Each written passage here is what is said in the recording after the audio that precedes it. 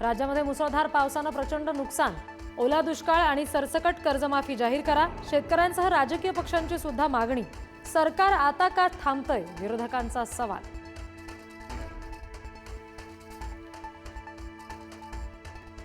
सर्व मंत्र्यांनी आजपासून नुकसानग्रस्त भागाचा दौरा करावा. मुख्यमंत्री फडणवीसांचे आदेश.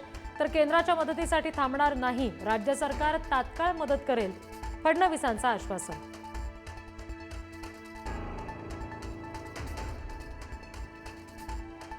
अडचणीच्या काळात सरकार कायम शेतकऱ्यांच्या पाठीशी.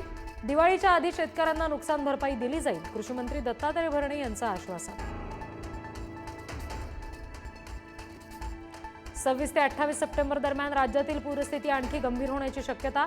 हवामान खात्याचा मुसळधार पावसाचा अंदाज. पावसाचा जोर वाढणार. शेतकऱ्यांची चिंता वाढली.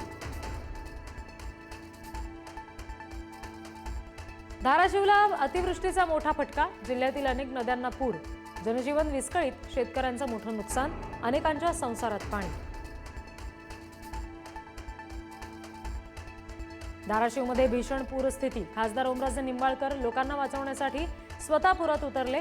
मदतीच्या प्रतीक्षेत असलेल्या आजी आणि नातवाला काढलं बाहेर. धाराशिव आणि सोलापूरमधील नुकसानग्रस्तांना उद्या साहित्य वाटप करणार. वेळ पडली तर धाराशिव जिल्ह्यातील काही गावं दत्तक घेऊ. पालकमंत्री प्रताप सरनाईक यांची माहिती. बीडच्या नांदूर हवेली इथे पूरस्थितीची मंत्री गिरीश महाजनांकडून पाहणी. ट्रॅक्टरमध्ये बसून गिरीश महाजन नुकसानग्रस्तांच्या भेटीला.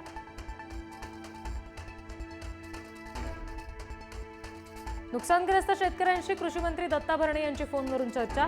पंचनामे करून तात्काळ मदतीचं दिलं आश्वासन. प्रचंड नुकसानामुळे शेतकरी हवालदिल.